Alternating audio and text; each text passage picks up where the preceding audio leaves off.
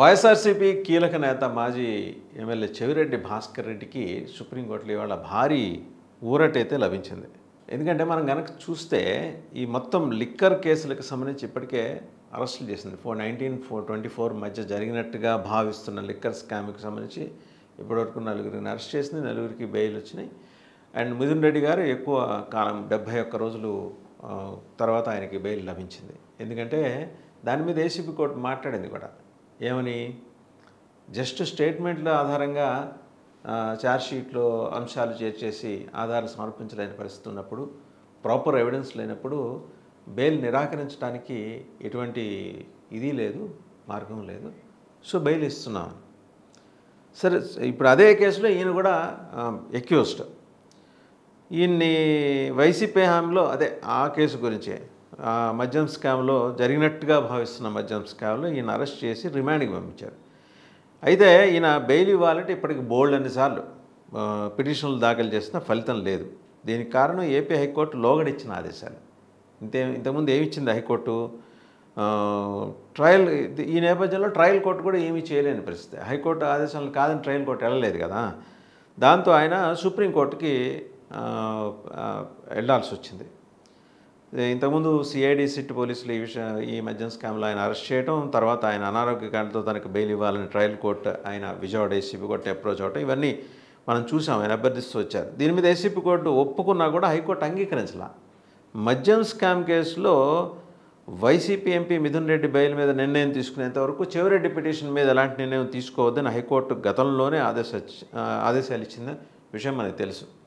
ఇప్పుడు మిథున్ రెడ్డి గారి విషయంలో బెయిల్ పిటిషన్ మీద నిర్ణయం తీసుకున్నారు. సో అప్పుడు చెవిరెడ్డి గారి విషయంలో కూడా తీసుకోవచ్చు. సో ఆ ఒక్క కండిషన్ కారణంగా చెవిరెడ్డి భాస్కర్ రెడ్డికి ఇప్పటివరకు నిరాశ తప్పల.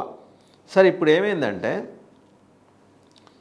సరే ఆయనకి ఉన్న ఈ వెన్నునొప్పి కారణంగా చికిత్స తీసుకునే అవకాశం అయినా ఇవ్వాలి, నాకు సర్జరీ కోసం అయినా అవకాశం ఇవ్వాలని చెప్పేసి ఆయన ట్రయల్ కోర్టుని ఆయన అడుగుతూ వస్తున్నారు, అంటే ఏసీబీ కోర్టుని.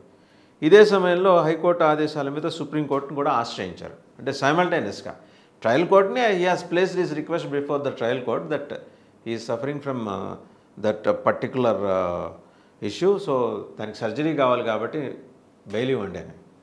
ప్యారలల్గా ఆయన హైకోర్టు ఆదేశాల మీద సుప్రీంకోర్టును ఆశ్రయించారు. హైకోర్టు చెప్పినట్టు మిథున్ రెడ్డి బెయిల్ విచారణ పూర్తయ్యే వరకు తన బెయిల్పై విచారణ జరపొద్దన్న ఆదేశాలని ఆయన సుప్రీంకోర్టులో సవాల్ చేయటం. దీని మీద విచారణ జరిపిన సుప్రీంకోర్టు ఏంటంటే ఇవాళ ఒక నిర్ణయం ప్రకటించింది. ఏంటంటే ఇతర నిందితుల బెయిల్తో సంబంధం లేకుండా చెవిరెడ్డి బెయిల్పై విచారణ జరిపి నిర్ణయం తీసుకోవాలి. సో కొంత క్లారిటీ ఇచ్చింది. ఇప్పుడు మిథున్ రెడ్డి గారి కేసుతో సంబంధం లేకుండా ఇతర నిందితులలో ఈయన బెయిల్ వరకు విచారణ జరిపి నిర్ణయం తీసుకోవచ్చు అని చెప్పి ట్రయల్ కోర్టు ఏసీబీ కోర్టుని ఆశ్రయించడం, ఏసీబీ కోర్టుని డైరెక్ట్ చేసింది. ట్రయల్ కోర్టు అంటే ఏసీబీ కోర్టు.